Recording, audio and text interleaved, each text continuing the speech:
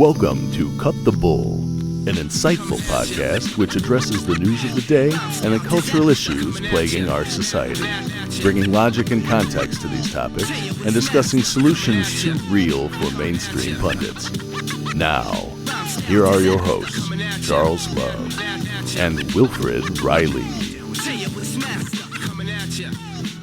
Hello and welcome to Cut the Bull. I am Charles Love alongside my co-host Wilfred Riley, and there's no guest here this week. This is the second time, but this was a little different. This is I didn't tell Will, this is our New Year's Eve episode, and though it may or may not air on New Year's Eve, it will air somewhere around there. So, I'll be celebrating the new year coming in and having a toast at the end of the episode to my co-host Will and others. And Will, good to see you.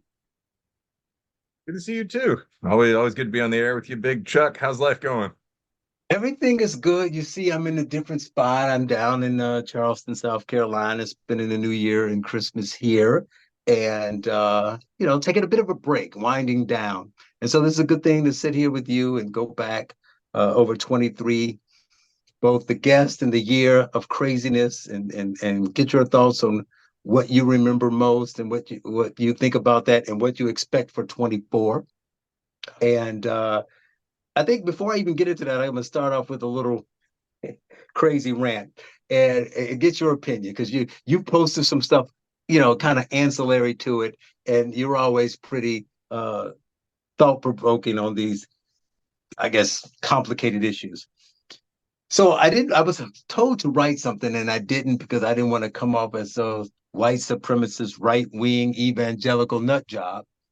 But and I'm not big on the war on Christmas. So since we're talking about the holidays, I've had some interesting conversations and debates about the way people approach it. And we've had enough conversations. We've had plenty of Jews and atheists on the show. So I'm not trying to push anyone's religion in any particular way, but I find it odd that, it says something to me in the culture when even people who celebrate the holiday won't say what the holiday is, which is one thing. And another thing is that in many cases where it's kind of like governmental and you have to kind of acknowledge holidays, they say every holiday, except this one, I call it the holiday that shall not be named. So I had a meeting with my son's principal, and we were talking about all kinds of things, and it came up because, keep in mind, I've talked about my son's school before. It's an international school, people from all over the world. He comes home as a little Black American kid talking about every holiday, which is cool. It stretches him. He needs to know that. But I find it odd that through school, he talks about Chinese New Year, Rosh Hashanah, Yom Kippur, Hanukkah, Diwali. They even celebrate in the school. In New York, they're closed for Rosh Hashanah, Yom Kippur, and Ramadan. And then when Christmas comes, they say the holiday. Right. And so I'm like, well, why not say it? So they sent him something home, and it said, and I never heard the two. I've heard Happy Holidays and I've heard Merry Christmas, but never Happy Holidays if you celebrate, and have a Happy New Year in all caps, like the holiday. So I'm just like, really? Do we have to do this? Then I got into a debate with this centrist educator because someone was making fun of Kamala and her husband standing in front of a Christmas tree, not saying Christmas. Like, well, but you're standing in front of a tree. What is the tree for? And then later on, she talked about her Christmas dinner. And, people make it seem like you're making a big deal about Christmas. It just seems odd that no one will say it. Why will no one say it, Will? Well, I think that this is part of wokeness in general. I mean, so I recently wrote a book, Lies My Liberal Teacher Told Me, where I talk about colonialism for a chapter. And I mean, we interviewed Bruce Gilley on the podcast. I mean, I talk about the goods and the bads. But one of the points I make is that when people talk about colonialism, they only ever mean white people. And they don't mean like ancient Romans either. They mean like Britain from 1850 on, like from the time we adopted the moral codes that leftists can now use to exploit us. Like that's what they mean. And obviously, if you actually look at, colonial history, that you've got Ottoman and Mongol and Persian and so on. And many of these people, and amusingly, beat the whites pretty easily. I mean, Genghis Khan almost conquered the world. I think syphilis stopped him. But it's only one thing can be criticized, because only one thing is the big bad, and that's modern Western society. And this is a weird poison that's been injected into our bloodstream by Karl Marx, Foucault, some other people. And it's the same thing here. I mean, so if you say we're going to celebrate the holidays, there's going to be an automatic preference for what seem like edgy, unique minority events over dull old Christmas and Thanksgiving. And I mean, like, if you actually look at most of these events, I mean, like, Diwali is the festival of lights, but as I recall, also celebrates some great Indian military victories, like, the bonfires burned for weeks and all this sort of thing. But no one actually, no, like, second grade teacher is unpacking that and saying, well, okay, like, Ramadan, there's a lot to like and dislike about Islam. I mean, Ramadan is as a situation where followers of what you might consider a rival religious faith tradition don't eat for them. I mean, it's not the healthiest thing in the world in a lot of ways, but no one's really unpacking that and saying, well, okay, these other great peoples have their advantages and their disadvantages. The goal of all this, like happy holidays, and then that one day is to kind of critique what we have going on right now. I don't take it all that seriously. I mean, it's like when white people claim to be oppressed. Like I get it right now, like the law mildly discriminates against you, but like you won the war in the past. So like on average, you guys have $100,000 more wealth than we do, and you and I are both doing pretty well. Like, shut up. Pull yourself up by your bootstraps. It's the same thing Right. with this. Like, I mean, if you walk down the street in Chicago or New York, any of the big cities, they're gonna be like dancing Santas hustling you for money, and like people dressed like Jesus preaching, and Macy's is gonna have 2 blocks of windows. So I mean, it's not like people don't know it's Christmas, but the Right. reason you can't critique something as notable as a major Islamic holiday is just basically it's not Western, it's not white. That's what this all comes down to. Last sentence, but it's not very hard to unpack this once you realize that like what you have here is a transference of the Marxist model, like rich man always bad, but just with rich man replaced by other bullshit. So it's like man with penis always bad, because now there are other types of man, Right. but like white man always bad. So like who do you pick in a complex situation like the Jews versus the Muslims for, the Middle East resources?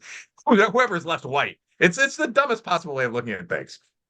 Right. And I guess the reason I didn't say much about it, but the funny thing about it is you're right. It's just like the wokeism of the left arguments or whatever topic you want to talk about, in that not only are they arguing in a situation where it doesn't make sense and it's illogical, but to their credit, they can argue about the item in a way that you look weird when you argue against what they're saying, right? So you can say that they're that women and men, there's a clear difference between the two. And then when you try to say it, it's like, well, what are you trying to say? Are you trying to say that you don't want to treat everyone the same? So they make you look bad. So you sound just saying, hey, but can't we just say the holiday like we say all the other holidays? Just say the name of it. Oh, so why is it such a big deal? Why do you care? We leave people alone. I thought you were freedom guy, and people should be free to do whatever they want to do. Yeah, but that's what I said to the woman. She was like, we had an argument, a discussion before about something in school, and I'm like, well, why are you doing this? And they said, well, it's not either or, it's both and. And my argument was, my challenge, which worked, was, but it's not both and because you're not doing any of the other things. This is the only thing you're doing. So it's not really that it's a big deal. It's just, which is why I say, yeah, you talk about it. It's like, well, you're making it a big deal. It just seems so silly and arbitrary, and they don't really believe it, is what I'm saying, because then they go and then they celebrate it, which is odd. But, it's just, I know it's, you kind of got to just let people do what they do, but it just seems so odd that the blatant way that, especially in school, that they're just saying, hey, or even companies that send out these emails for every holiday, and then they don't say anything about that. But like you say, I don't care what you celebrate what you want. But as long as it's a federal holiday, which I will mark that they're going to try to challenge it. So it's kind of hard for a government official to not say the holiday that's a federal holiday.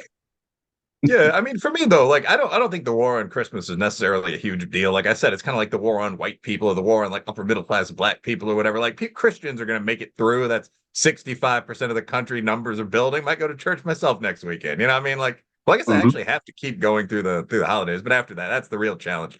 But anyway, so yeah, I got relatives and true believers. But I mean, the point of all this, though, is aside from a gentleman's conventional duty to the most popular public religion, I don't think this is necessarily a huge deal, but you're right to find it annoying because it's not unintentional.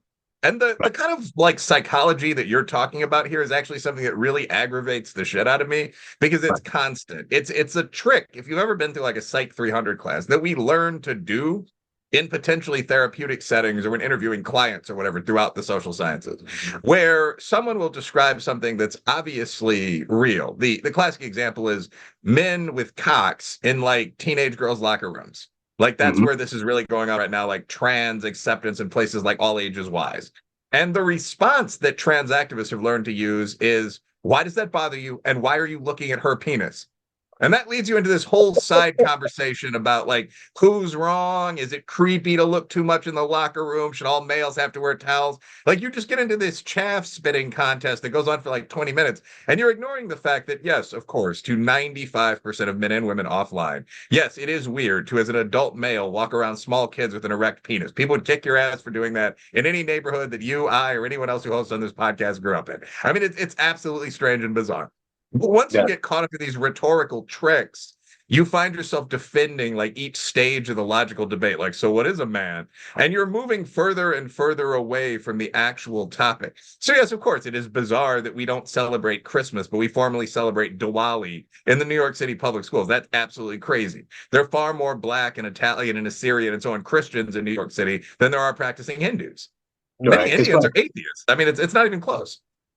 Right. And to that, so we've had an interesting year. We'll get to that. Some of the guests, some changes. We lost our dear Shamika and had some people coming in. And we have another voice joining us now. So I'll bring her in and get her views on this in the past. So Christy, let's see. Oh, it looked like she's there, but no camera. Maybe she went away because I had her waiting. No, I see she's coming off Yeah, mute. She's she's coming logging in in. right now. Hey, Hey, Christy, how are you? Hey, Christy, good. Merry Christmas. And that's funny. See, it's not like you're in the background and you can hear our conversation. I started off on a rant of people that saying Christmas, but not in the war on Christmas mode of everybody should be saying, because that's the other thing, Will, I didn't mention that. It's not that I get it in normal life. It's not like when I walk down the street. I mean, you get some happy holidays. It's no big deal. You get some Merry Christmas. No big deal. I am challenging the people in certain positions, school, government, or whatever, who just kind of act like the federal holiday wasn't there. So that's what you're coming into, Christy, me talking about the fact that people, even those who celebrate Christmas, weren't even saying Christmas. So I'll get off my high horse there, unless you want to comment on that. But yeah, I'm glad that you're here. You've been joining us on many episodes. So I guess I want to start off with just asking you, since you're popping up here, your thoughts on the year that was. Interesting stories, things that you remember, things that were important, things that stuck out to you. It was a crazy year. I mean, I think if you guys haven't already talked about it, I mean, Trump. We didn't talk about anything but me whining about Christmas, so you're good. Oh, okay. Well, I mean, we got the news today to kind of put the exclamation mark on the year about Trump being kicked off the ballot in Maine. Oh, he So, got another one. 'Cause I saw he won Michigan or something, right? They said no, they weren't taking him off. So now he's gone in Maine. Okay. Yeah, yeah. they took him off in Colorado and they put him back in Colorado. Christy's right, and they took him off in Maine. And this is going to keep going on. If you know anyone who's a strategist on the Dem side, like their states are going to stagger it so that their Trump is involved with as much legal BS as possible, like until the election day. Mm-hmm. Yeah, I mean, I think the Supreme Court is going to have to step in sooner rather than later. I couldn't imagine them not stepping in. Well, I thought they did come out and say that they weren't in a rush to do it. Like we'll get around to it before we go in October. Yeah, I don't. So, like, I think there's a deeper issue here. Like, I don't think Trump's going to be allowed to become president. Just like real talk. I mean, like, I've been to court for, for business, non-criminal reasons as an adult. But I mean, like, it's you can move these hearings back, for civil cases, you got up to 3 years to complete every component of the case. He's charged in, you guys might correct me, but 4 different states. He's got 92 criminal and civil counts. Like all a judge has to do is say, we really need a preliminary evidentiary hearing on this date. And it just so happens to be the date of the debate. Like this kind of stuff is just going to go on until the election. There's no reason for the ops to stop it, kind of. Like Right. that's it. So I don't see a Donald Trump 2024 win. Well, I've seen Vivek put out a couple of tweets saying that he doesn't think it's going to be Biden or Trump, that neither side is going to let either one of the older gentlemen run. So if not Biden, then who? Because that to me is the more interesting one. Well, I think I was the first guy to get out there and say that. Somebody asked me on some show, I think it was on Newsmax, and they said, "What do you think about this and this on Trump or whatever? This going to happen?" I said, "I'm more concerned about whether Biden's going to be the nominee." As time goes on, I'm looking less right, but there's still an out. I think the only reason it's been delayed is because they don't want Kamala. And I mean, replacing him is easy. Getting rid of him and not having Kamala is the challenge. And they don't want Kamala. So if they had their way, it would probably be Gavin Newsom or someone else, but they can't just, they got to buy her off or something. They can't just ignore her. I mean, because it's weird, because I don't know if our white listeners know this, but I mean, the Black people here can tell you honestly that there's this ADOS versus immigrant kind of thing, what they call the tethers. If you look up tethers on Twitter, it's pretty interesting. So it's weird. So for 11 and a half months of the year, Kamala ain't Black. Go look at Twitter. You'll see Black people talk about Kamala's not Black all the time. But you try to remove her, if Biden's gone and she's not the nominee, here comes the Chucks and Pearls. Am I right? You're right. You're right. But I mean, everything's been going around Twitter as far as, Black people leaving, the Democratic Party, Black people being done with the Democrats. So this is the real test of that. Do we, still line up behind Kamala? Like, do Black Democrats still fall in line and get upset? Yeah, that'd be interesting. A lot of them don't like her, so I don't know. But her versus the older white man, that might change the game there and force them in hand. So what do you think? So you haven't been with us this long, but what are your thoughts on the guests that you remember speaking to, the episodes that we've had? Who sticks out to you? Who was memorable? What do you like? Ooh, that's a difficult one. I mean, I guess the one that top of mind, I mean, I do like the women issue that you did. I mean, I was part of that one, so it's kind of self-serving. Sour Patch Liz, Letitia. Yeah, I definitely like that one. I thought that was definitely an interesting twist, having, because it's usually two gentlemen and a female, right? But I think having you kind of outnumbered, I think that was kind of a good dynamic, there. Mm-hmm. True. I don't know. What about you? What about you, Will? Well, I liked a lot of them. I mean, I wasn't on the female panel for obvious reasons, but I mean, I've enjoyed talking to a bunch of people. Like Heather McDonald about crime might be the one that most stands out just in terms of like hard info. A lot of people looked at it, but I mean, a lot of them were pretty hilarious. Like all the women that we've talked with have been solid. I don't think there's one that, well, this is actually kind of on the line there. Phil Illey, the man who identifies as a woman, or who identifies as an autogynephilic lover of women, was one of the more, that was one of the podcasts that does stand out, where I've gotten a lot of kind of private commentary on Twitter and other social media about that. So I'll pick those two. Stop the presses. I hate to do this, and I apologize for your wait, Christy, but I mean, I got a special guest that's popping up here. I can't believe it. I'm almost afraid to press the button. Okay, wait. Let's see what happens when I do this. Let's see what happens when I do this. This can't be real. Somebody's punking me. Oh my God. Oh my God. Shamika. They're not punking me. It's Shamika Michelle. If only we could see her. There she is. Okay. There she is. Shamik's herself. Hi, can you hear me? We can hear you, and now we can see you. Hi, guys. Hi, Hey, Christy. how are you? Hi, Shamika. It's good to see y'all. Good to see you too. And here I've been told that you hated us and you would never come and visit us. Right. This It's is filled like with rage at Christy right now. exactly. I hate you, key. Christy. They're trying to replace me. So go ahead, tell her how you really feel, Shamika. Look, I've been enjoying the clips that I get to see, and some of the shows that Charles says they're really fiery, and I go watch them. Good job, y'all. I feel like this light is up too much. Uh-oh. And we obviously been watching you too, making the waves. What was the last thing I was laughing about? You did something. Somebody was mad at you about something. I can't remember. That's always. I was gonna say I can't remember either. Oh my God. But it's good to see you. How you been? What's going on? What's new? What's new? It's not good news. No. Yeah, I had an uncle murdered December 3rd. My So God, that's your second uncle. yes, Oh. the second one. And this one was minding his own business. What we are told is that the person that killed him knocked on 3 other doors before he got to his, claiming that he needed help. It was 6:30 in the morning on a Sunday morning. My uncle was preparing. He does the hot breakfast ministry at church every Sunday. Come on. And so I guess the guy was upset. He wouldn't let him come in or something. I don't even know, because he's not. They arrested the guy, but he's not talking, like, to kind of fill in the gaps.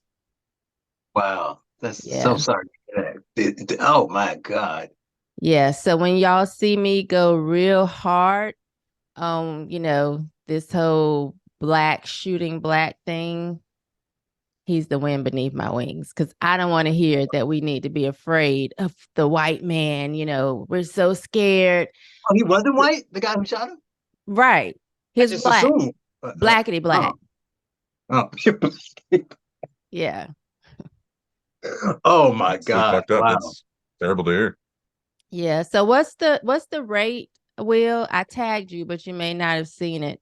Okay. That blacks kill blacks more than whites kill whites. At what rate? Well, it's almost the same. But Yeah, yeah, it's like not even the rate. 94% of black murder victims are killed by other black people, usually other black men. I mean, it's I will say, because we're getting a pretty big audience for these by this point. I mean, like that's almost the same thing for whites. It's like 86% of white people are killed by other whites. Person most likely to kill you is your wife, or I Yeah. guess your husband. I mean, like it's about even. The women The usually But take are volume they is the issue, dying? though, right, Will? Are they? Is it like, are we killing each other Oh yeah. at a greater percentage, I Yeah, guess, in the or same, the something? percentage is the same, but the volume is different, right? So, Volume. Yeah. So yeah. what's Yeah. the volume difference? I mean, it's crazy. Like, so again, like each group has different pathology. So like the white suicide rate is like 4 times the black suicide rate. But when Right. it comes to murder, the black murder rate is like 7 times the white rate. And it's Okay. something that we're just not discussing honestly as a community at all. I Right. mean, that pretty much is it. Like the white murder rate is high in global terms. It's like 4 per 100,000. Mhm. The U.S. murder rate's like 6, but the black murder rate by the end of Black Lives Matter is 33 people per 100,000 per Mm, year. Yeah. So I mean, like in their life, something like 3 or 4% of all black men are going to be murdered. In fact, that's Right. probably an underestimate. So yeah, that's a real issue. I mean, it's at least as serious as opiates or whatever in the white community, but there's a taboo against us talking about it. So it's Exactly. Like, and the fact that you could say this is your second uncle, it's like, yes, not yeah, the second that one is to be crazy. killed by a white officer or a white person, the second one to be killed by another black man. Right. just And that's black I criminal. said that because that's one of the things we obviously miss you because we love you and you're funny and all that stuff. But one of the key things that everybody likes about you is you're just so honest and raw and real. And you say, I remember because you mentioned it on the show. And Yeah. so that sticks out, the fact that that happened before. And this one, obviously innocent, just mind his business, just happened to have some crazy person show up. And you Yeah. can't say that. You gotta have restorative justice. So you need to sit down. You and your family need to sit down with him and talk to him about his feelings and what drove him to that, as opposed to locking him up, because you can't lock up another black man. Right. Exactly. No, I Yeah. want him locked up where he is, but that's not even good enough for me. Like, I want him with a shit bag, maybe spitting when he talks, I want that type of suffering. So Right. I'll keep you posted. Yeah, definitely do that. And so you say you've been listening, but obviously you were here for half the year. So we were asking, I was asking Will and Christy what stuck out to them as far as the prior guests this year. Will mentioned Heather Mack, and Christy was talking about the episode we did with the women. What about you? What was one of your favorites? I think of some that I think in my head that you missed, and I'm like, darn, if Shamika would have been at these episodes. So what do you think? So all of our guests kind of, or, run together for me. And Mhm. sometimes I'll run into someone or somebody will mention the name and I'm like, I've heard that name before, or I know that story or something like that. And I'm like, Mhm. oh, we interviewed them on Cut the Bull. But I guess I would have to say maybe Liz Collins. I really enjoyed Oh. that with Mhm. her and the other guy that was on. And also Glenn Lowry. Okay. Yeah, I think that was one of my favorites because it was just so down to earth and it was just us Blacks. Well, I figured I was doing a coin toss because I said 50-50. You're going to say Liz Collins or you're going to say John Mattingly. Refresh my memory. He was your last episode, and he was the guy who was shot when the woman from Louisville got shot in her house because I don't say her name. Yes, Yeah. that one was good too. Yes, that one was good. But she's the more popular name there. Right, So. now the documentaries come out. I had that with her too. Somebody said, "Hey, there's this documentary out about George Floyd based on this woman who's a reporter." And yeah, we had her on, right? And Mhm. now the movie's out, and now it's all what's old is new again. Right. And what do you all think about? There's been some positive shift a little bit, but the fact that we ended another year, I guess I'll start with them. So one of the things was obviously Kendi took a bit of a hit, right? And as did who was the other one? The BLM founders with the mansions and all that stuff this year. So I'm often asked, so do you think DEI is going the other way and all of this, anti-racism, is it shifting because of that? So people see them for the true colors. And I don't think so. But what do you all think? Do you think that has been had an impact, like Kendi getting in trouble and all this other stuff on the way we look at racial essentialism in like at colleges and everywhere else? Anyone of you, Will, what do you think? Not Yeah. Okay. So I think kind of, but not that much would, I guess, be my honest answer to that. Let me pop up Mhm. this. Okay. Yeah. So, I mean, I think that there are kind of two levels to this. Like, I think people by this point are really tired of quote unquote wokeness. Mhm. That's something that's definitely been coming across. I mean, when I mentioned the black murder rate is like 30 per 100,000 per year, that's actually new. That's not due to racism or genetics or anything else. It's due to the police pulling back. So, I mean, Right. that's about double during the Black Lives Matter era. And I think that a lot of people that even we know that are like leaders at local or state levels are looking at that and saying, like, this is bullshit. This can't continue. Right. We understand whatever we might say in public, what's been going on. And that combined with, I don't mean to bring it up again, but the trans issue, like all this other stuff, like a lot of people are just looking at this and saying, like, okay, no more. You've got like people marching for Hamas. Like that's a complicated situation, to be honest. Like you have people in the streets with full on like Palestinian and ISIS flags. The Mhm. ordinary citizen, black or white, is looking at that and just saying, this is crazy. Like I want nothing to do with this. So in that sense, yes, you're going to see backlash candidates. Even when you mention like Vivek and Ron DeSantis and so on in the Republican primary, it's a hell of a shift from, Jeb Bush. So Right. that is there. But the second level with wokeness is that you have to get it out of the institutions.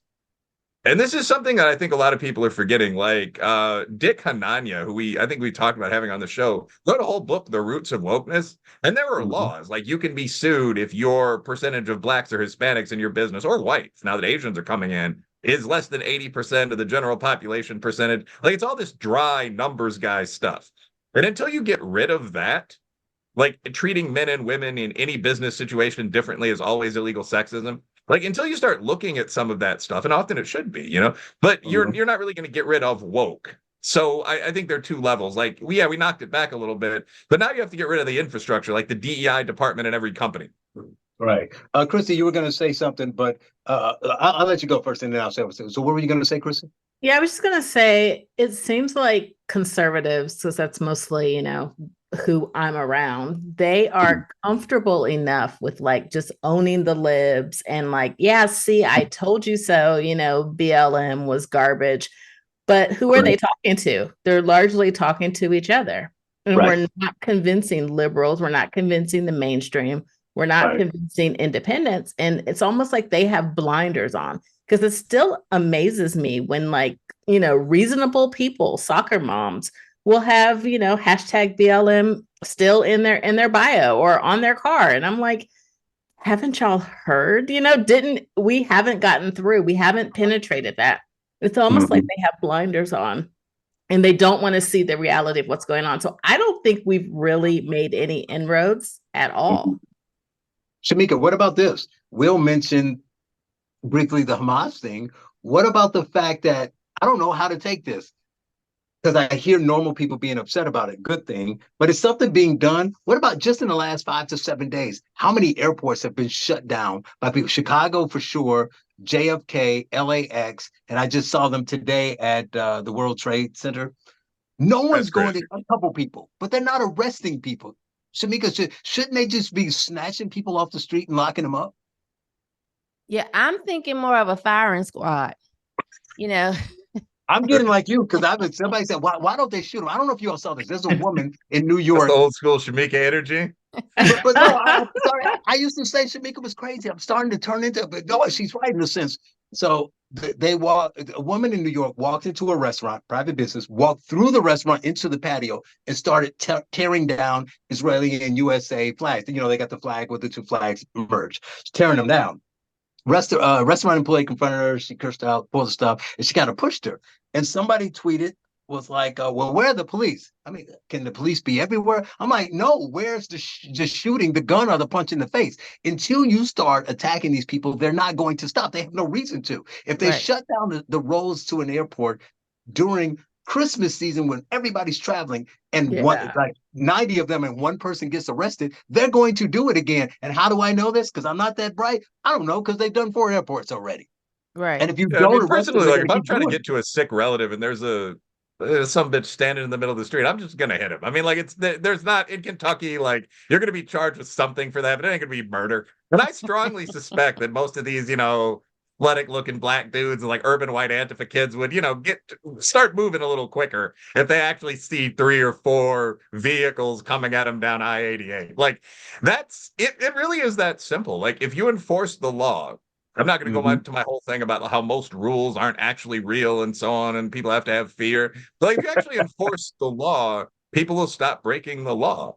Like it really is that simple. Like a lot of things, like rioting during COVID, you get to fight and hook up outside. Like that's fun. People aren't going to stop doing it because you say it's bad. They're going to stop doing it because a cop hits them over the head with a big stick. So like the more of that happens, the better. Yeah. Right. Or a group of guys. They even vandalized. They vandalized A&T.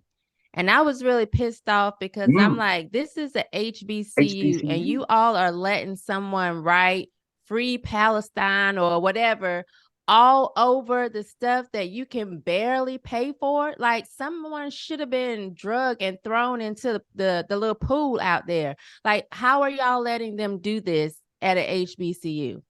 It's crazy to me. There's also like just really quickly, there's an element of stupidity to this. Like we haven't had these protests at K-State, but I mean, like the one we had in Kentucky, I think it was the famous Black Regiment, like the colored or quote unquote troops that fought for the Union. Like someone messed up that monument. I don't know why, but the idea, I guess, was just like it's a picture of these dead people in bronze. They were black. They must have been on the wrong side. And that's happened a bunch of times over the years. Like the guy who wrote Don Quixote, Cervantes, got his statue knocked down in one of the bigger cities. And he's a Spaniard. The anti-racists wanted that. These people don't know what they're attacking. They don't understand who these people are. They just see dead dudes with beards, half of whom look white, and react. It really is that simple. It's that stupid. Yeah, 100%. And so it sounds like the consensus is that Will is the one most optimistic that, we're moving in the right direction a little bit, but until you get to the core, the root of the problem, the academies and corporations and things of that nature, you're not going to completely annihilate it. But we talked about, the race and the anti-racism a lot, but I think we had more guests this year talking about gender than any other topic. And again, Shamika, you missed a couple of the really good ones. That was right at time. I think we had like 4 or 5 in a row.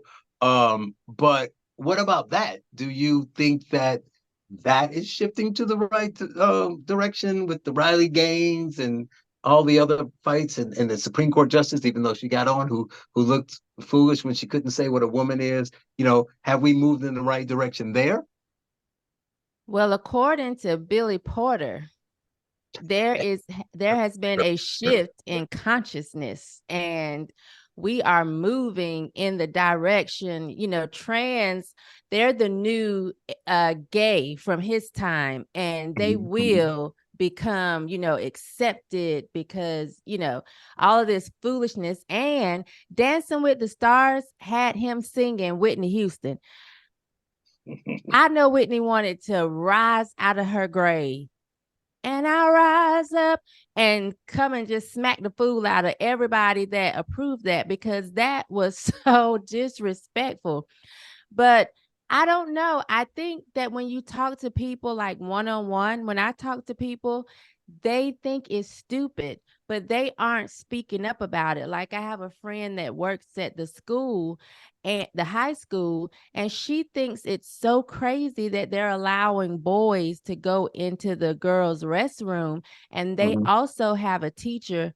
I better say I have a few friends at this school. Okay, maybe they can't pinpoint it, but she was saying that one of the teachers wants to go by MX.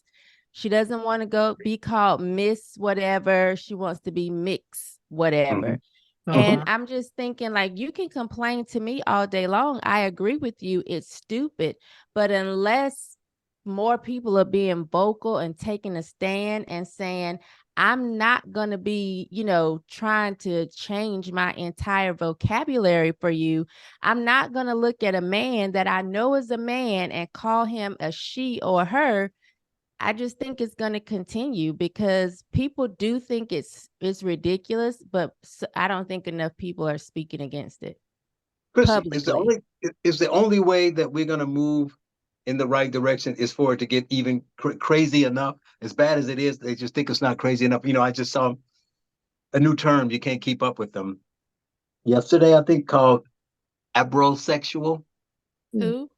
And it's ABRO, abrosexual. And apparently, Christy, this is someone who basically can just, I guess it's a new, more stricter, a stricter term of gender fluidity, in the sense that they're saying, well, I can be this gender on Tuesday, and then the next week I'll go to this, and I kind of go in between and change the time. Is that what it's going to take? And then the woman who ecosexual, because she was in love with a tree. Is that what it's going to take, Christy? Just going all out? In this one, I'm a little bit more optimistic that we are making some inroads. I think Moms for Liberty, that's why they're being attacked so much, because, they're speaking up at the school boards. I think parents are going to these school boards. They're, reading the trash that's in the books aloud, getting kicked out. I was just at Turning Point, and I think Chloe was there speaking. Powerful story. So I think the more that people are speaking with their stories, Riley Gaines was there.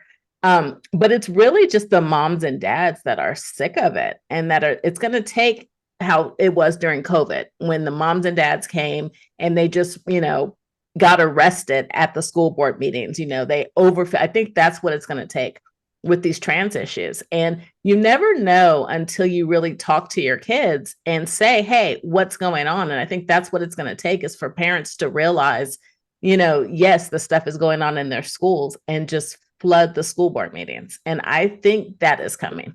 I think that's coming too. But here's the problem with that, I think, and Will is our, sex expert here. So he writes about it, and he's the open, do whatever you want to do guy. It's the problem with that. So while she may be right, and there are more attacks on it to young kids, as it should be in the schools, don't push it on them. Don't do stuff and hide it from parents, which most people, even like Will, who says, do whatever you want to do, you shouldn't be doing that. So that is getting stronger, and hopefully that's moving in the right direction. But the other part of society is saying, but after that, let's normalize everything as far as adults are concerned. So when you watch movies and you see media, like Shamika mentioned with Billy Porter, everything else is still being normalized. I mean, they made fun of the speaking event that is his name, Dylan Mulvaney, went to, and there weren't a lot of people at it. But I think Dylan still has cachet. Dylan's still getting paid. I think there's still enough, trans activists and people out there who the left are willing to prop up if given the opportunity. So aren't those two separate things, Will? Well, I mean, it depends what you mean. So first of all, I don't really think of, I appreciate your recognition of my role as an internationally known sex expert, by the way. I will say that from my writing about like sex and dating online, I've actually been offered like a couple of romantic advice columns. The first one was from Queer Majority, and they've gone beyond that to pretty mainstream. I'm not going to do this, but I do think that's pretty funny. But getting back to, I don't really know if like my mom would be all that geeked out about my job being sex expert. So I'm probably going to stick with you in teaching, sometimes coaching, you know how it is. But anyway, but in all seriousness, though, like I actually don't think transgenderism is like heterosexuality or for that matter, homosexuality. Because like if you're gay, say if you're bisexual as a woman, all that means is you're sometimes attracted to both sexes. So if you say I'm bisexual, you might not like that, you might really like that, but it is what it is, then you're basically bisexual. That's it. If you say that you are a zebra, and in fact you are me or Charles, you do not suddenly become a zebra. And I think that a lot of people notice that in the context of the trans question. Like with gay people, now I think that that went a little too far. I mean, I don't want to attack the whole gay community, but when you're talking about stuff like there are real moral questions when you get into like, can two men rent a poor woman's body and pay her to give birth to 3 kids using exotic fertility drugs. Like there's a lot of stuff that comes out of the move past the traditional family that we like honestly need to deal with. So that's point one. But transgenderism is different even from that. It's people saying they are something that they objectively are not. So I do think, first of all, that we've made progress on this. Like generally when there are trends in medicine that are promoted by doctors for money, that all the experts endorse, quote unquote, but they seem crazy, like lobotomy is the classic example. Those don't last all that long. People start noticing that a lot of damage is being done and there's a pullback. And I think it's what we're seeing there. Like the detransitioner thing is crazy. Like I'm actually casual friends with Chu Cole, Chloe, the girl you're talking about. And yeah, like you can get your breast cut off at 15. Yeah, that's I mean, crazy. like I've been to events, like I spoke at GenSpect, which is where we got a lot of those feminists and like gender radicals and that like 5-week block of shows that people were messaging us about. But I mean, like I spoke there and like partied there a little bit. And I mean, like they'll tell you, like I met Luca Hine there, who's like again, awesome, funny, like a very attractive, like middle of college, like normal looking woman, young woman, but who sounds kind of like a guy and who's working on that. But that's the effect of using testosterone therapy for a period of months. So like getting to the point, like, yeah, I think all that's going to be pushed back. We're not going to do this to kids, so on. The question of should you be able to transition, like, should you be able to get certain surgery, like an orchiectomy, which doesn't require a diagnosis of full gender dysphoria, by the way, that's getting your balls cut off. It's the surgery that used to be performed on eunuchs in the Byzantine Empire. They put a little vis around them, they chop them off. When you move on with your life, there's a searing process. We don't need to discuss it. Like, should you be allowed to do that as an adult, as though you were going to go work for Caesar? You know, I think that we're going to have to work that out. I wouldn't have a problem with a lot of that being banned by law. But so like, I think you have the right to do whatever you want within the context of the laws that we vote on. Like you can break those laws for gain, but then you're going to be charged with crimes if you're a doctor, for example. I mean, I think we're going to have to decide on that. But the real issue with this is all of the young kids that believe that gender is totally fluid. 25% of young people identify as trans or non-binary or other kin or whatever. Now, I think if you cut that off at the root and say, no, none of you are doing this until you're like college sophomores, 18 or 21, you know, I think that would end most of it. Right. And, you know, I didn't mention mine when I asked you all about your show. I think it was the most interesting, probably the most difficult interview we've done. But, you know, having Chloe and Luca Hine on together was a really great episode. And one of the other things I noticed, so we talk about these different topics and we have some really good and interesting guests. But some of my favorite parts of the show have always been, and the way he does this is so awesome, Will's challenges. So Will would be like, well, I don't want to challenge the guest, and then he'll challenge the guest, and it'd be like, it's so awesome, it's so funny. And one of my favorite is because it was Christy's first one, and watching her face was funny. But I mean, I know with Shamika, he and Bryce and Gray went back and forth. Shamika missed Tiffany Justice. But if you remember, do you remember, Christy, what the first one was? Do you remember who he challenged on that one? When you guys got into it for like 10 minutes straight, and I was like, arguing. I don't know what to do. Like, can you imagine Shamika she's coming on the new flower, just like she's trying to feel Shamika's big shoes. I'm just gonna come on. What are we gonna talk about? That's no big deal. And then Charles and Will get into it for like 10 Both of them are probably just like, well, these morons, shut up. Right. Needed a couple beers. That was funny. But I love what he does. He and Tiffany got into it about whether you ban books or not. Well, I'm not trying to ban books, but should you ban books? With the law, what was the law, Will? The law said that if you can't read the book at the school board meeting, and like Christy was talking about, then you can't have it in the library. On his face, it sounds. I see why you're doing it. Like if it's too raunchy to read in front of adults, you shouldn't have any kids. But Will was just asking. Will was like, yeah, but what if just somebody says, I don't want you reading any book because they don't want to read it. Anytime they stop you, you just can't have that book. And she was having none of it. That just started the whole thing. That was funny. And then Tamika, how could you not have come back for the anti-racist? Do you know? I don't know if I sent you any clips. That was one of my favorite shows too, actually. We had these two women who wrote this book called The Anti-Racist Heart, right? So you have a older white woman, maybe early 60s. She's speaking in a very soft NPR voice. And a Black woman who is an immigrant from Haiti, I believe it was, writing a book about Black America and how to teach people to be anti-racist. And it was. Do you remember the episode with Ann Lesby, right? Mm-hmm. Think of Ann, right? Think about but there's no Shamika there to push. He said, there's no Shamika to push back. And I didn't talk to Will before. I said, I'm not going to challenge them. I kept coaching myself, no matter what they say. Don't challenge them. Don't challenge them. And Will was so nice. So we were just like plain face, like whatever. Oh, so all the Black people should do that. That's interesting. And so he's just like, but I that's a good point. But let me ask you this question. And they were like, what did they say, Will? Something about microaggressions, like hearing these things, can cause you health problems, which I don't disagree with.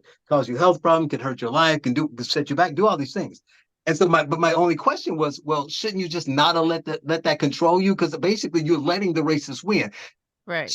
Let me give you one, Shamika. In the book, so it had to be important because it made it to her book of all the list of crazy racist examples she had to put it in the book. And so she was going to give us this example of all the racism she faced. So the woman, she's Black, shows up at a restaurant. Let's call it an Applebee's. She shows up at Applebee's with her friend who's white and her friend's mom, who I'm assuming is white. And so they're waiting for a table. And they're just just having conversation, chit-chatting. And so I guess the point is that obviously we know each other, we're talking, but you can talk to other guests. And the host walks up and looks at them and says, 2 for dinner? Oh, you were waiting for the racism. I was done, Shamika. That was the racism. She assumed that she was not with them because they were white and she was Black, and it made it in the book to prove, the difficulties of going through life with brown skin. Wow. Poor thing. What do you think about that? You don't think that that's important and that's something that she should carry with her for the rest of her life? No, I don't. But I that's crazy to me because I think as a Black person, then I may have been the one to be racist against her because I might have done the same thing. I don't know. Just assume they were chatting as people that had just met, waiting on a table. I don't think that's such a big deal. All right. I got one more. She said that when she goes to the suburb somewhere in California and she can park her car in a nice, well-lit park in the parking lot and run in of a Walgreens. But when in Oakland, they had to park further away because there were no parking spots closer to the door because of handicap, but also because there was a spot reserved for police officers. What? That's racist? I think so. I mean, there's an assumption that's totally baseless that Black people are going to commit more crime.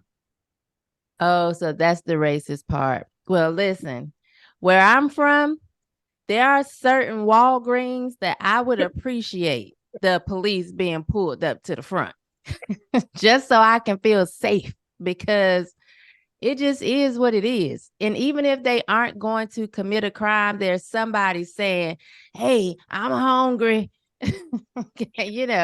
So That's just me being honest. I appreciate the police being certain places. I mean, here in Appalachia, it's like 90% white, but they have those World Trade Center barriers around the front of every pharmacy. So I guess people can't like drive in and rob the place. They got that OxyContin there. So I mean, in a working class area, you're going to deal with the assumption there's more crime because there's more crime. Right. I mean, Probably so because there's more that crime. inability to adjust for reality with all these people. Yeah, that's true. And Shamika, Go Shamika, ahead. you gotta go back and you gotta watch this episode because I had to miss that day. I was supposed to be on, I had to miss. And I'm watching it back and I'm yelling at the screen. Oh no. Like they are so, yes, they are so nice. Watching it back. She called me. I was like, why did you challenge them? I said, that was the point. The whole point is it's so crazy. You just let them say they're crazy. You want them to say more of it. So you're just like, oh, really? Tell me more. You don't want to say that's not right. You don't want them to stop. Charles, do you remember Tam? I was just about to bring that up. Wait, side note. So Tam. It was like, this is unbelievable. Like, look at your face. Look at these people. It's adorable. What? Yeah. I'm sorry. I said, I'm on the school board here. She came to the school board meeting to complain about Maud, who was also a guest, because they want her removed because she's a danger. They said she is creating literal physical harm to kids by saying in a WhatsApp chat that wasn't even around kids that somebody leaked that trans kids aren't real. So she showed up at a board meeting to demand that Maud Marin resign from her position. Didn't you guys all run against each other for school board? Yes, Tam. Like you won it was a 1-vote race and all that? Yeah, Maud beat Tam by a half a vote. Oh my goodness. Well, thank goodness though. Whew. Every half vote counts. Vote early and often. Oh my God, yes, Tam. That was my first time seeing her in person. But yeah, Tam came on here, but just like, well, I don't really think I'm woke, but I just think that people you should be. But I don't know. But when she got to prison, she was like, I feel bad for it. But yes, you should lock people up. Now you should put a man in a woman's prison if he says he's a woman, but you should still lock people up. So she was kind of all over the place. That was the first time I saw you get really riled up. Tam's actually a fun person. Tam is, I think, banned from the radio station I sometimes host. Really? Like she came on and we were talking about sex, and it was kind of like the exact reverse of the Moms for Liberty conversation. Like she was like, I think we need full pleasure-based sex ed in the schools. I think that was the topic. Oh, but wow. At some point she was like, I think the exact quote was like, we're not exactly teaching kids how to lick pussy right now. And this is like a big Southern radio station. The producer was like, shit, like jamming the board. Like I was cracking up, and it's still like, hey, I don't know if that kind of language is acceptable here on, WKY USA or whatever. Yeah. But I mean, like, Tam's funny if you hang out with her personally, but there was a lot of backlash. There was actually a lot of positive backlash from women. Like, yeah, boys still haven't learned that. But then there was also a lot of people like, what the hell is that? Why is this a topic on the show? Like, talk about business, Riley. So it was pretty entertaining. Yeah, no, I wouldn't want my kids learning that from anyone else. Learn it from your mother. I do it best. I'm just playing. Like God intended. Well, you gotta learn how to hold them. Learn how to hold them. That's what you used to do. You'd sit with your dad and he'd tell you because your father would be in the house and all this. But anyway, you all are crazy. Jason Nichols and Nick Talaferro. Remember? So Nick was the former deputy mayor of Philadelphia who came on to talk about the nuanced differences between left and right, but just spent the whole time talking about history. So Will would say, so what do you think about the issues we're facing with illegal immigration? Well, you got to look at the history of racism. I got to look at the history of racism to talk about today's immigration. Yeah, you got to look at the history of racism. What about education? Shouldn't we focus on helping the kids who are struggling? You got to look at the history of racism. Remember that? He just kept saying the history of racism over and over again. And then Jason, I don't think it was Will, it was me. Jason and I got into it because what did I ask him? I asked him, because he said, I guess at that time, the hot story was some guy tried to steal a car from a driveway and somebody came out and shot him 5 times. Yes. And Jason was like, well, maybe you could shoot him once to defend yourself, but you shouldn't shoot him 5 times. I said, shouldn't we focus on the guy stealing the car? And I was like, I remember so that. Me that. And he was just like, he wouldn't answer the question. Well, that's a dumb question. I'm like, why? Why can't you just tell? He would not answer the question. Like, at some point it's your fault for going into someone's driveway and trying to steal their car. Right. Yeah, I remember that because there was a mom whose teenager was trying to break in a car or do something and he got shot. I know that happened around that time as well. Right. And she was saying, I'm a single mama. I can't be home all the time. I got, like it was like she had no fault. Right. Yeah. Yeah, it's crazy. So, and it's just like all the other issues, unless we hold people accountable, then they have no reason not to do anything. If we're bending over backwards to let people, last one, we did an episode with a woman I know she's in New York with me now, but she was in Portland, and she wrote a long article about the terrible death of a 36-year-old mother of 6 who was killed by her ex, but he had been arrested like 7 times, and then like once for domestic abuse, but not like punching his girlfriend. I think he threw her down, put his foot on her neck, and put a gun to her head, and they kept letting him out. Right. And then the bail reformers of Portland were like, no, you got to bail him out. And then when they said, even the DA was like, look, I'm a progressive, but this dude needs to be in jail. So they finally got a judge to give him a bail. And then the progressive nonprofit organizations raised the money and bailed him out. Wow. So yeah, as long as you allow that to happen, you're not going to fix anything. So let's do 24 real quick. I don't want to hold you all too long. What are your predictions on 24? What do you think politically, culturally, race, gender, whatever you think? Just what do you think? Will we see more commercials as we get into the political season? Will we see more no voting, no bucking? Will we see more commercials? Will we see more COVID commercials like the guy like, look, dude, I sell things. I'm a business. Will we see more crazy commercials like that? What's going on in Israel? What do you think? Let's start with you, Christy. 2024.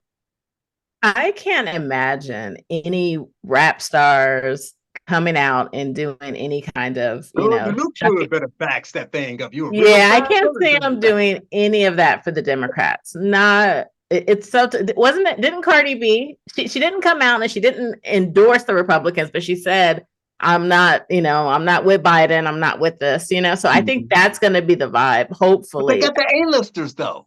They'll get the bigger actors, right? Yeah, they can have the pop ones. They can have those, but I don't think Black people. No rappers, though. It's not going to be any rappers. It's not going to be. Yeah, it's not going to be. It's not going to be us doing it this time. I think Biden's going to have to hold his own water.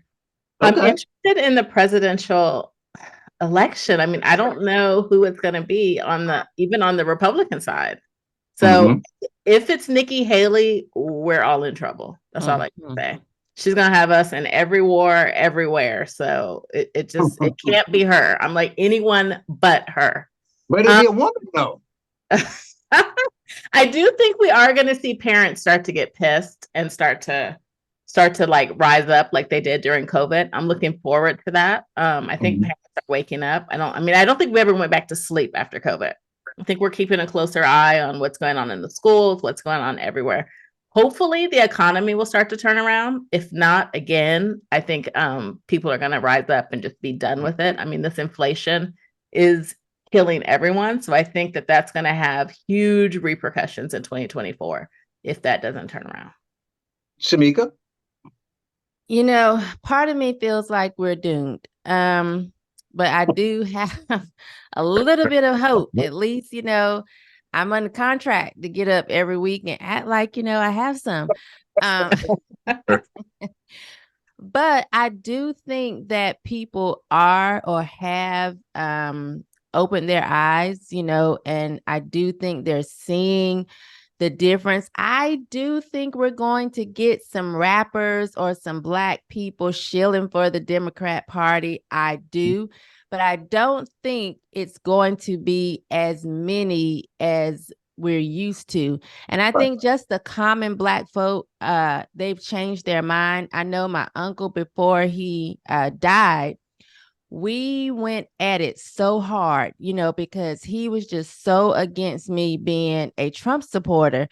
And I was so upset with him that in 2021, after the whole insurrection, and he was like, oh, you're going to jail and blah, blah, blah, blah, blah. he always cut my grass, been cutting my grass for years. I told him, well, since you voted for illegal immigration, I'm going to give a Hispanic your job. And so I did. And I watched him struggle to put gas in the car, and he was always complaining. So many Hispanics moved in on the street that he lives on. And so one of the last conversations we had was about illegal immigration. And he said, you know, I'm voting with you this time. And so just to know that someone who was so anti, you know, Republican, period, actually saw what, you know, people have been saying for years, it gives me hope. And then a lot of people, even my mom was like, well, yeah, he told me that too. And I told him I wasn't sure who I was voting for. My mother has voted Democrat, you know, as long as she could vote. So just to hear people even thinking about doing something different says that we have made strides and there has been a change. So I'm hopeful on that. Yeah, but I wish that I had enough money to build a bunker, because I think there's going to be something very catastrophic happen in 2024. I do believe that it's going to be something major. And unfortunately, I'm too poor. Well, you said your mother said the same thing. So apparently your uncle said that out loud.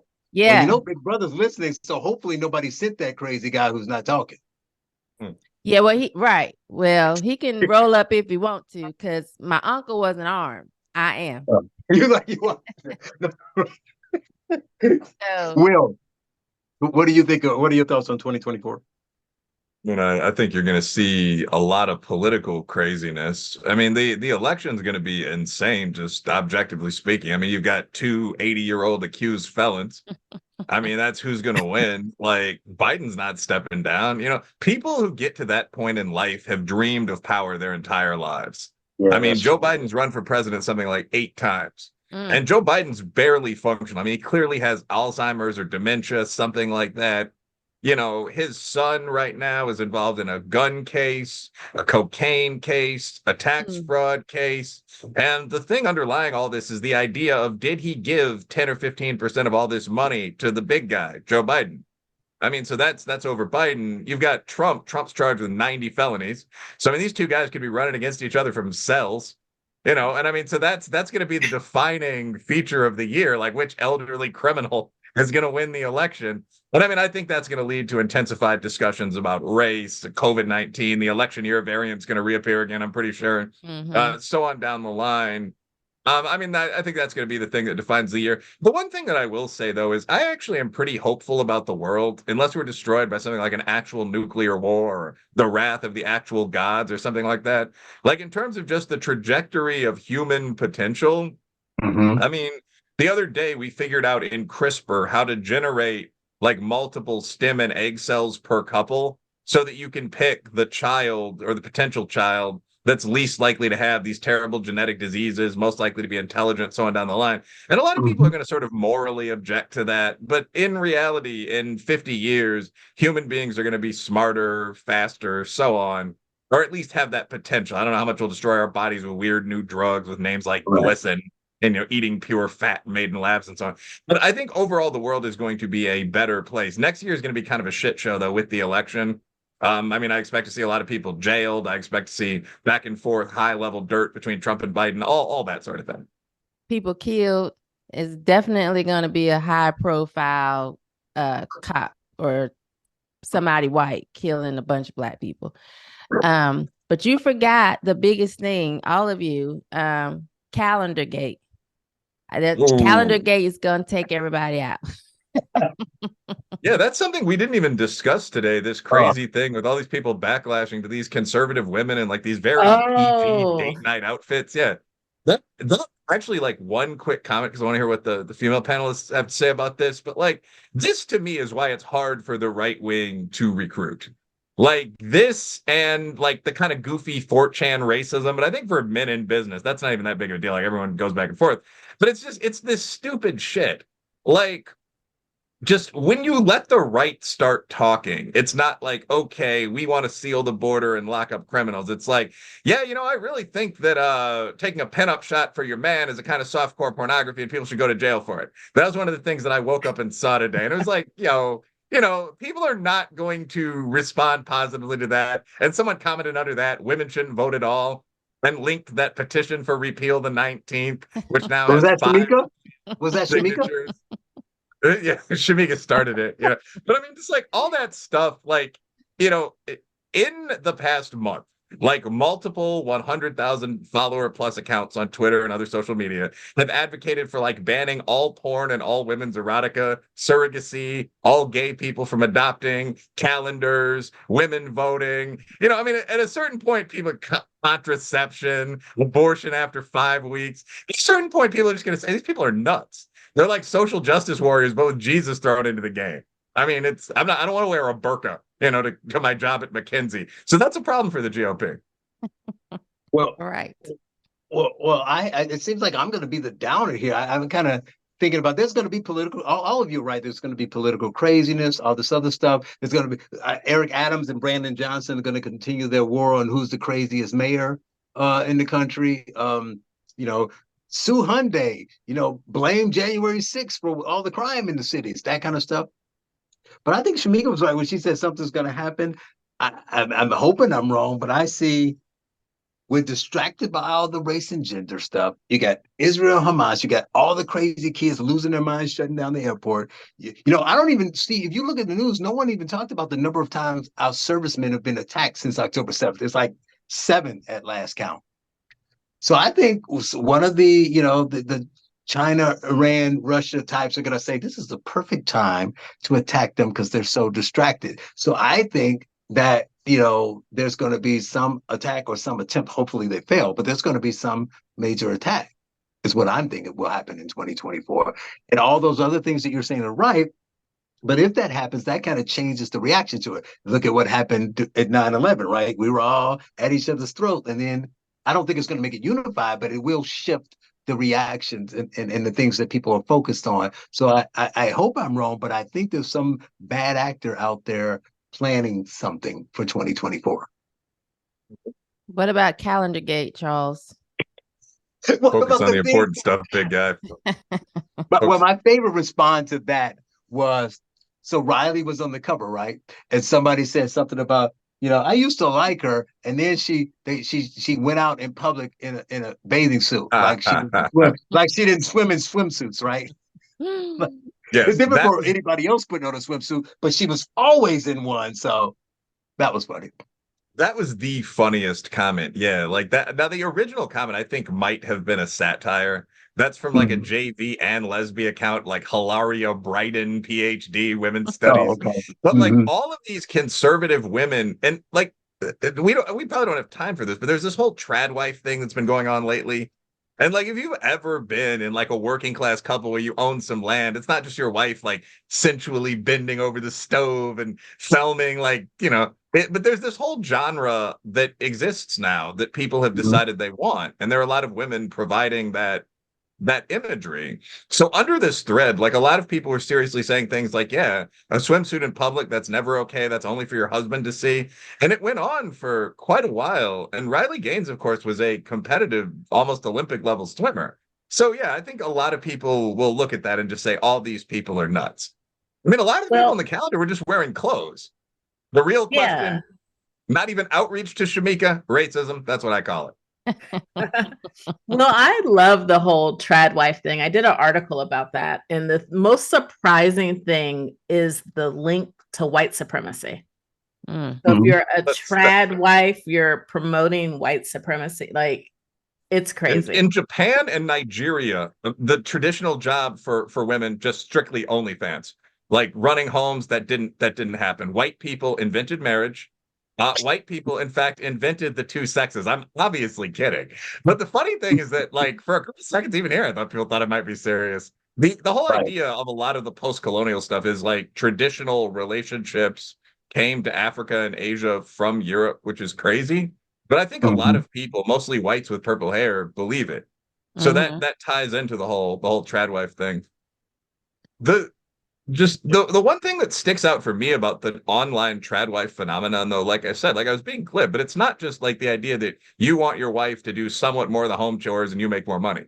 It's like this whole pantomime. Like, have you guys ever seen Ballerina Farms? Mm-mm. Okay, there are a bunch of these accounts. I thought about writing an article about this as well, actually. But I mean, like, there are a bunch of these trad accounts, and like I like to cook and I'm pretty good at it.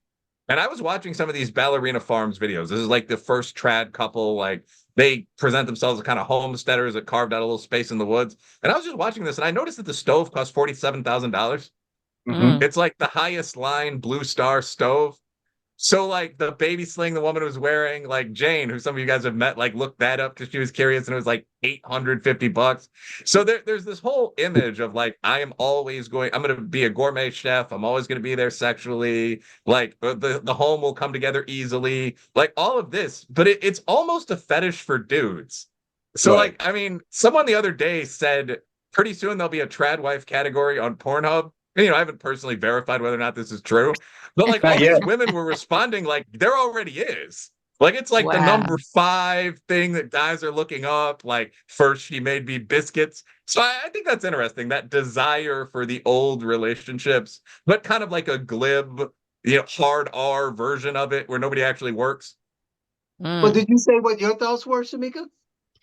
I mean, so for the last few days, I opened Twitter, hadn't been on like for a long periods of time, but I kept seeing people talk about this conservative calendar, and I was scared to see it because I was wondering, is Anna Braga on there? Like, I know that Anna is like very risque.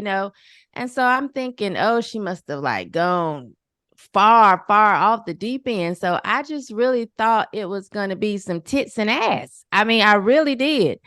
And so when Will told me to look on his page, because I hadn't seen the calendar at all I saw were the arguments and the Twitter spaces. And I'm thinking, this thing must be really bad, And I go to his page and I'm like, this has got to be a joke. I know this is not what has caused all of these arguments that I've been seeing. Like, I thought it was really, really silly because they were dressed, but the thing is they aren't conservative because, if you go and look up women from the 50s or the 40s or whatever, they weren't dressed like this, showing their thighs or their ankles. And they're not Christian, they're not conservative. I just could not believe that people had been arguing about that for a few days. And when I saw the calendar, it was disappointing. I mean, if you're going to be ridiculed, you got to be ridiculed going all the way out. Like, give me the cover of my book or something. Give me something. You But see, Will, not. Like you that's just put those like people who Brandy won't say Love in there. Christmas, Like I mean, Will. there are a lot of conservative porn stars. Yes. But that's I'm those people telling who you, won't say Anna Christmas, is Will. very risque. So I just knew she was on there. So She wasn't even on there. I'm looking at it right now. Oh, okay. I was about to say they couldn't have had one black girl, but Kim kind of Oh my fades. God, and that's what Yeah, you Yeah, were they Kim got looking Kim. Kim kind of fades in. They got the flash real light. So Right. she looks white from first glance, but okay. Right. They did Her have hair Kim. is white. Gotcha. Yeah. But Josie, the redheaded libertarian, I saw the argument because behind her there was a cross. And Mhm. so people were like, oh, it's blasphemy. And she's ridiculing, Jesus, I guess, because she has a pie and a cross behind her. Well, The well, pie. I think. Oh, go ahead. I'm confused. Because she's holding the pie and she has the heel and her leg is up. And it's, kind of, I guess, a cute, sexy look, but then there's the cross behind her. So they're like, she's ridiculing Christ, is what the Well, argument. this is my problem with Twitter, though, Chrissy. Couldn't they have just not looked at the calendar? Because the And- only thing and I does seen Jesus was the want us Riley to be because it was on the boring? cover. What you does say, Is Jesus Jesus want us to be real? boring?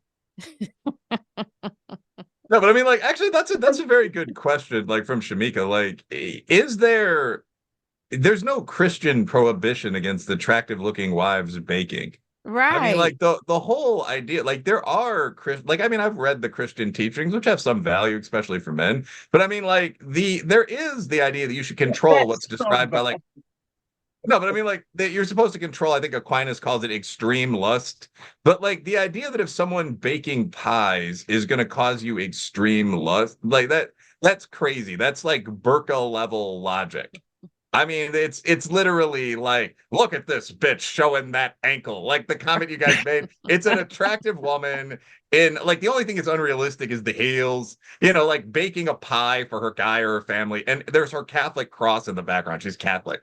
Like getting offended about that is objectively insane. You would have to be bothered. Like, so if by lust you don't mean what even the saints meant, you meant like any sexual attraction and you set the bar at that level, like cooking for your family, you would have to be offended by almost everything. Like almost every movie would be off limits to you, which gets into some other crazy conservative stuff, like complaining about Disney movies, not just as woke, but as too sexual and so on. And I think if you're like pitching Mickey Mouse as something that's reminiscent of porn, a lot of people are going to look at you and say, bro, there might be a problem on your end. And I think that's pretty accurate here. Like, if you can't control your lusts enough not to harass like women cooking in restaurants, like you gotta work on that, dog. That's not a normal reaction. So I mean, I think that's how I feel about a lot of this. I think like when Shamika brought up the calendar gate, saying we were missing the biggest story, I think you all are missing the biggest story. I think it's going to be fun to watch what I call the reparations whack-a-mole.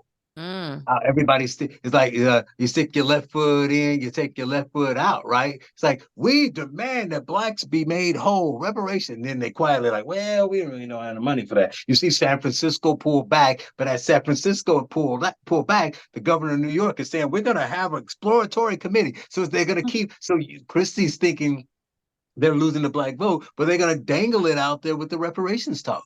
So that's something else I expect to see more of in 2024. More cities, municipalities, states, and national figures on the left talking about how we have to have reparations, but they don't mean it. Now you can have They an don't argument mean about it. whether we never reparations. These people don't mean it. Right. They're going to Fair have enough. a lot of exploratory committees, and that's it. Right. We'll get November 11th. We'll make a decision on that. Right. Exactly. That's This has been fun, and I do appreciate you all, and it was a great pleasure having you back for this very short amount of time, Shamika. Don't be a stranger. Don't make it the last time. And I have one complaint. Okay, go ahead.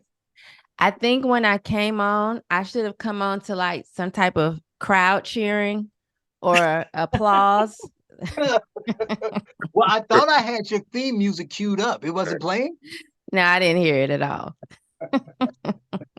Well, you just have to come back now so we can cue it up the next time. All right. Thank y'all for having me. This was fun. I missed y'all. Yeah, it's good to have you. Miss It's you good too. to see you. What do you say, Will? So I said I miss Shamika too. Yeah, She was one of the Thank you. cornerstones of the show. The person I was mean- constantly asked about. Yeah, I mean, Yeah. we love Christy, but I mean, she's. Well, I mean, no, but she gonna run for office and leave us too. They all leave Right. us. Will they all leave us? But I hope you all have a wonderful 24 and a great New Year's Eve and have fun and see you on the other side. Yes. Happy New On Year. the flip. Good to see you, Shamika. Good Happy to New see you. Hi, everybody. Bye. Happy New Year. Yes. Happy New Year. You can't fuck with me. I got a country to save. God bless the US of A. Land of the free and a home of the brave. God get all of the praise. I got a country to save because I'm Patriot J and I'm saving a day.